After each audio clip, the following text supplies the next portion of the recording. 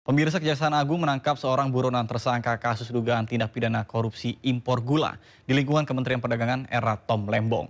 Tersangka adalah Ali Sanjaja Budi Darmo, Direktur Utama PT Kebun Tebu Mas.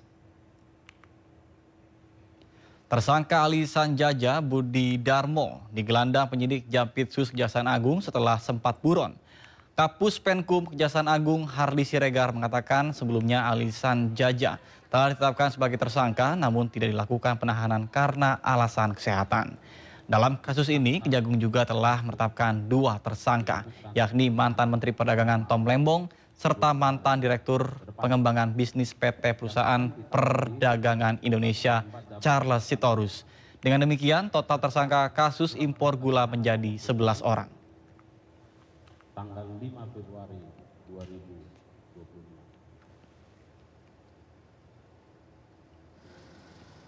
Pengadilan Negeri Jakarta Selatan kembali menggelar sidang pra-peradilan Sekjen DPP PDI Perjuangan Hasto Kristianto. Pada sidang pra-peradilan ini, KPK akan memberikan jawaban atas petitum yang sudah diberikan.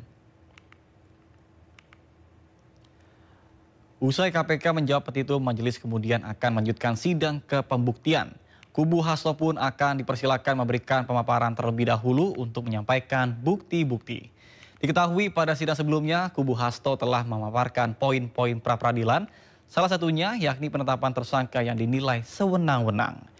Kuasa hukum Hasto Kristianto, Todung Mulya Lubis mengaku siap menghadapi jawaban KPK atas semua gugatan yang diajukan oleh pihaknya.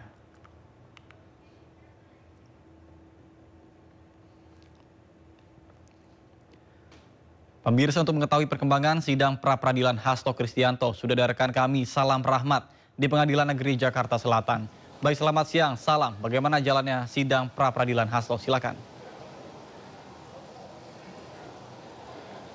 Ya, Nata dan juga pemirsa, rencananya sesaat lagi sidang dengan agenda mendengarkan jawaban dari pihak termohon yakni pihak KPK di sidang permohonan pra-peradilan Sekjen PDI Perjuangan Hasto Kristianto ini akan dimulai di Pengadilan Negeri Jakarta Selatan, di mana nantinya ini merupakan sidang lanjutan usai sebelumnya pada hari kemarin dari tim Biro Hukum KPK ini menyatakan keberatan atas 2 kali perubahan petitum permohonan pra-peradilan yang diajukan oleh tim hukum dari Hasto Kristianto. KPK juga menyebut bahwa perubahan yang dilakukan ini terbilang zolim begitu.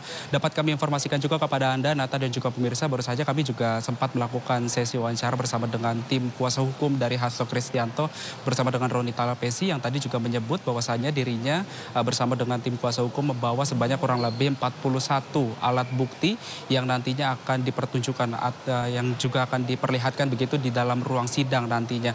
Karena selain mendengarkan jawaban dari PKPK, nantinya sidang juga akan dilanjutkan dengan menunjukkan bukti tertulis ataupun juga menunjukkan alat bukti lainnya untuk menguatkan dari pra-peradilan yang diajukan oleh tim hukum dari Hasto Kristianto ini. Dapat kami informasikan juga kepada Anda, Nata dan juga pemirsa, bahwa memang dari informasi yang kami dapatkan bahwa kalau kita lihat dari jalannya persidangan yang digelar pada hari kemarin, ada sebanyak 8 poin keberatan yang disampaikan oleh tim kuasa hukum dari Hasto Kristianto, antara lain sebagai penetapan tersangka yang diajukan atau juga ditetapkan kepada Hasto. Ini memang pemeriksaannya tidak ada pemeriksaan terlebih dahulu sebelum menetapkan Hasto sebagai tersangka.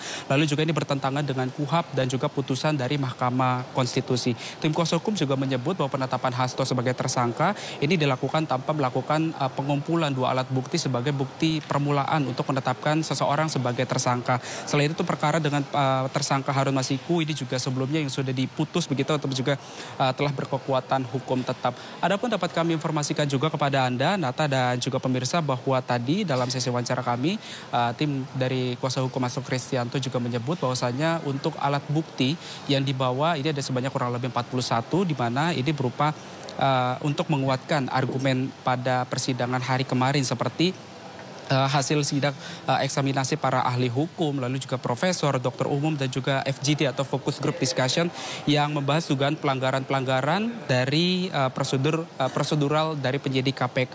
Ada beberapa alat bukti lainnya juga, yakni pada tanggal 10 Juni lalu, yang memang untuk penggeledahan yang dilakukan oleh penyidik KPK terhadap Kusnadi atau orang yang mendampingi Hasto saat itu juga dilakukan penggeledahan begitu, padahal status dari Kusnadi sendiri ini merupakan orang yang mendampingi, bukan sebagai saksi.